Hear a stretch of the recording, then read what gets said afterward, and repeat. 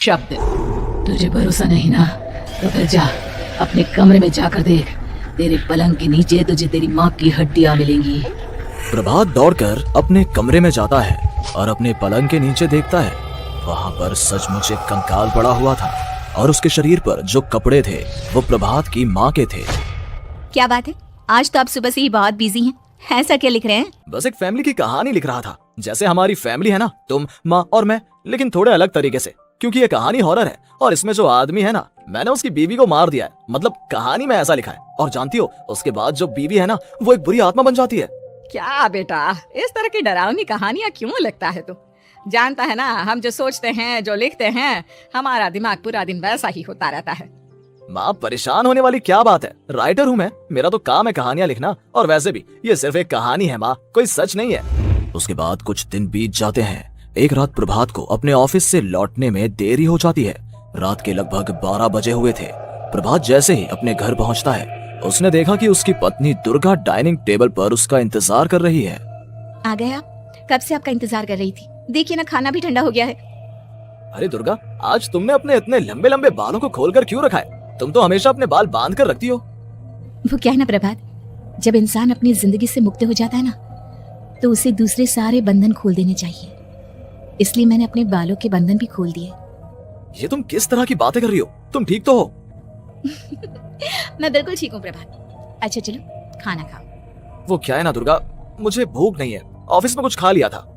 कोई बात नहीं, मैं तुम्हारे लिए एप्पल काट देती हूँ, एप्पल खा लो। नहीं दुर्गा, मुझे नहीं खाना है, मेरा मन नहीं है यार। तभी अचानक से दुर्गा अपने हाथ में एक बड़ा सा चाकू लेकर प्रभात पर हमला कर देती है। प्रभात अपने आप को बचाने की कोशिश करता है। आज मैं तुझे नहीं छोड़ूंगी, तुझे अपने साथ लेकर जाऊंगी अपनी दुनिया में। ये क्या बोल रही हो तुम? तुम्हारा दिमाग खराब हो गया है। आखिर तुम हो कौन? दुर्गा अपनी गर्दन टेढ़ी करते हुए बोलती है।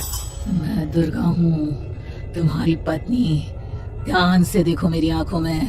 प्रभात बुरी तरह से डर जाता है और घबराहट में वो चाकू अपनी पत्नी के पेट में मार देता है। उसकी पत्नी की वहीं के वहीं मौत हो जाती है और उसकी चीख की आवाज सुनकर उर्मिला दौड़ते हुए बाहर आती है। ये तूने क्या किया प्रभात? तुमने अपनी पत्नी का खून कर दिया। लेकिन तू तो उससे बहुत प्यार करता था बेटा। तूने बहू को क्यों मार डाला?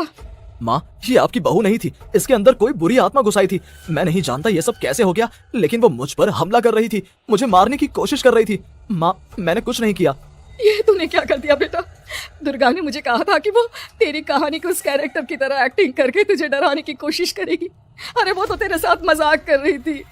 हे भगवान, ये क्या हो गया? इसका मतलब दुर्गा।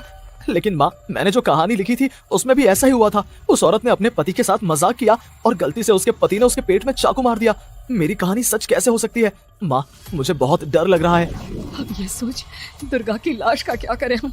अगर गलती से भी ये बात बाहर फैल गई ना, तो तुझे पूरी जिंदगी जेल की सलाखों के पीछे रहना पड़ेगा। एक काम करते हैं माँ, हम घर के पीछे वाले बगीचे में उसकी लाश को दबा देते हैं। अगर कोई पूछेगा तो कह देंगे कि उर्मिला अपने मायके गई और फिर एक दिन हम भी अचानक यहाँ से कहीं दूर चले जाएंगे। कोई नहीं आएगा हमें पूछने, कोई नहीं आएगा माँ, बाद में जो होगा हम देख लेंगे। प्रभात अपनी माँ उर्मिला की मदद से दुर्गा की लाश को अपने घर के बगीचे में गाड़ देता है। कुछ दिन तो ऐसे ही बीत जाते हैं, लेकिन एक दिन अचानक रसोई से आ रही कुछ आवाजें सुनकर प्रभात की नींद खुलती है। प्रभात ने देखा कि वहां पर एक लंबे बालों वाली औरत दूसरी तरफ चेहरा करके खड़ी हुई थी। कौन है? कौन है वहां पर? अरे कौन हो तुम? मैं दुर्गा हूँ प्रभात। क्या हुआ, मुझसे इस तरह के सवाल क्यों कर रहे हो तुम? तुम दुर्गा नहीं हो सकती। दुर्गा तो प्रभात, मैं तुम्हारी पत्नी हूँ, तुम मुझे कैसे भूल सकते हो? 4 दिन के लिए मायके क्या चली गई? तुम तो मुझे भूल ही गए। अब अगली बार ना मैं कहीं नहीं जाऊंगी। पता चला तुमने तो मुझे पहचानने से ही इनकार कर दिया। नहीं, तुम दुर्गा नहीं हो सकती। तुम दुर्गा हो ही नहीं सकती। मैं जानता हूँ ये सब क्या हो रहा है। मैंने अपनी कहानी में लिखा था कि उस आदमी की पत्नी की मौत के बाद एक बुरी आत्मा उसका रूप लेकर उसके घर में आ जाती है। तुम वही हो ना? और अचानक से खूबसूरत दुर्गा का चेहरा काला पड़ जाता है। उसकी आंखें लाल हो जाती हैं और पूरे शरीर पर बाल, लंबे नुकीले नाखून। उसके दोनों पैर उल्टे हो जाते हैं और बेहद डरावनी आवाज में वो चिल्ला कर कहती है, बुरी आत्मा, मेरा खून करके मुझे अपने ही घर में गाड़ कर तू मुझे बुरी आत्मा कह रहा है? मैं तुझे छोड़ूंगी नहीं। और अचानक से प्रभात के घर में बेहद डरावनी आवाजें गूंजने लगती है। घर में चारों तरफ बहुत सारी बुरी आत्माएं नजर आने लगती हैं। प्रभात घबरा कर अपनी माँ को आवाज देता है। माँ, माँ कहाँ है आप? जल्दी आइए माँ, देखिए ना ये सब क्या हो रहा है। प्रभात ने देखा कि अचानक से उसकी माँ कमरे से दौड़ कर आती है। क्या हुआ प्रभात? और ये लोग कौन है? इन सब की गर्दन टेढ़ी क्यों है? इनके बाल खुले हुए। हाँ, प्रभात, ये सब लोग तो मुझे मरे हुए नजर आ रहे हैं। हाँ माँ, ये सब लोग मरे हुए ही हैं और ये ठीक वैसा ही हो रहा है जैसा मेरी कहानी में हुआ था। लेकिन मेरी कहानी के हिसाब से तो आप भी। अचानक से उर्मिला का रूप बदल जाता है। वो भी एक डरावने साए की तरह बन जाती है और बेहद डरावनी आवाज में चिल्ला चिल्ला कर कहती है, मर गई तेरी माँ।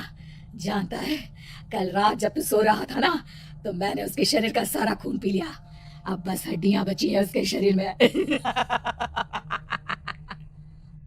नहीं, ऐसा नहीं हो सकता, ऐसा बिल्कुल नहीं हो सकता। मेरी माँ नहीं मर सकती। तुझे भरोसा नहीं ना, तो फिर जा अपने कमरे में जाकर देख।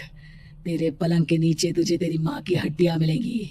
प्रभात दौड़कर अपने कमरे में जाता है और अपने पलंग के नीचे देखता है। वहां पर सचमुच एक कंकाल पड़ा हुआ था और उसके शरीर पर जो कपड़े थे वो प्रभात की माँ के थे।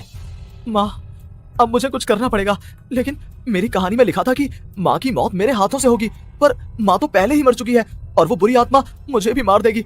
नहीं नहीं, इससे पहले कि वो मुझे कुछ करे, मुझे उसका काम खत्म करना होगा।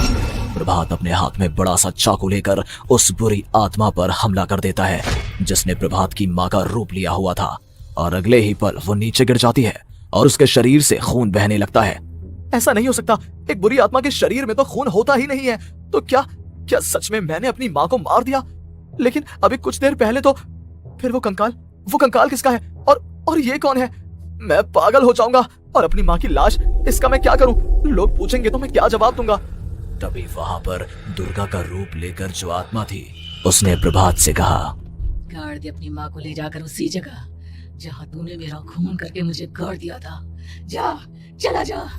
घबराया हुआ प्रभात पागलों की तरह अपनी माँ की लाश को लेकर बगीचे में गाड़ देता है। प्रभात की हालत पागलों जैसी हो जाती है। वो अपने आप को अपने घर में बंद कर लेता है।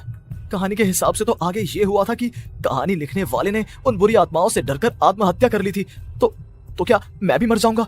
क्या मैं भी आत्महत्या कर लूंगा? एक काम करता हूँ, मैं अपनी कहानी का अंत बदल देता हूँ। हाँ, ये मैंने पहले क्यों नहीं सोचा। मैं लिख दूंगा कि कहानी को लिखने वाला आत्महत्या नहीं करता, बल्कि कहीं दूर जाकर नए सिरे से अपनी जिंदगी शुरू करता है। यही सोचकर प्रभात ने अपनी लिखी हुई कहानी को बाहर निकाला और उसे पढ़ना शुरू किया। ये देखकर वो हैरान रह गया कि कहानी का क्लाइमैक्स तो किसी ने पहले ही बदल दिया था। ये क्या?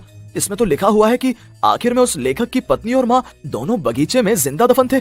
बुरी आत्माओं ने उनको कैद करके रखा था और वो लेखक अपनी माँ और पत्नी दोनों को जिंदा बाहर निकाल लेता है। लेकिन ये सब लिख किसने दिया? प्रभात दौड़कर बगीचे में जाता है और वहां पर खुदाई करना शुरू कर देता है। प्रभात देखता है कि वहां पर लकड़ी के 2 बड़े संदूक हैं और उनके अंदर से आवाजें आ रही हैं। प्रभात बचा लो मुझे। अगर थोड़ी देर और होगी तो वो मुझे छोड़ेगी नहीं। बेटा देखो, मैं इस बक्से के अंदर बंद हूँ, प्लीज मुझे बाहर निकालो। वो बुरी आत्मा किसी भी वक्त मुझे मार डालेगी। प्रभात वो दोनों बक्से बाहर निकालता है और अपनी पत्नी और माँ दोनों को आजाद करवा लेता है। लेकिन तभी वहां पर अचानक से एक बेहद डरावनी और खौफनाक दिखने वाली औरत आ जाती है। मुझे क्या लगा था इतनी आसानी से अपनी पत्नी और माँ को बचा लेगा? बस 5 मिनट और उसके बाद अमावस का चांद आसमान में आने ही वाला है। लेकिन तूने इन दोनों को बाहर निकाल लिया। अब तुझे मरना होगा। नहीं, मैं जानता हूँ मैं नहीं मरूंगा, और अब आगे क्या करना है ये भी मुझे पता है। प्रभात, ये बहुत खतरनाक है, हमें मार डालेगी। प्रभात, चलो यहाँ से। नहीं दुर्गा, अब मुझे अच्छी तरह से पता चल चुका है कि इस बुरी आत्मा से हम कैसे पीछा छुड़वा सकते हैं। और इतना कहकर प्रभात अपने हाथ में पकड़ी हुई सिंदूर की थैली उस बुरी आत्मा के ऊपर उछाल देता है। कुछ ही देर में वो जमीन पर गिरकर राख में बदल जाती है। ये सब क्या हो रहा था? बेटा, ये सब तुम्हारी लिखी हुई इस कहानी की वजह से हुआ है ना? नहीं माँ, पहले मुझे भी ऐसा ही लगा, लेकिन बाद में पता चला कि बरसों पहले हमारे इस बगीचे की जमीन के अंदर किसी को जिंदा गाड़ दिया गया था और बस उसी औरत की आत्मा हमें परेशान कर रही थी। उसी ने मेरे शब्दों में जान डालकर उस कहानी को जिंदा कर दिया था। मुझे माफ कर दो प्रभात, मैंने आपकी कहानी के साथ छेड़छाड़ की थी और उसे बदल दिया था। माफी मांगने की जरूरत नहीं है दुर्गा। तुम्हारे उस बदलाव की वजह से ही आज हम सब जिंदा हैं, क्योंकि आखिर में कहानी में वो हुआ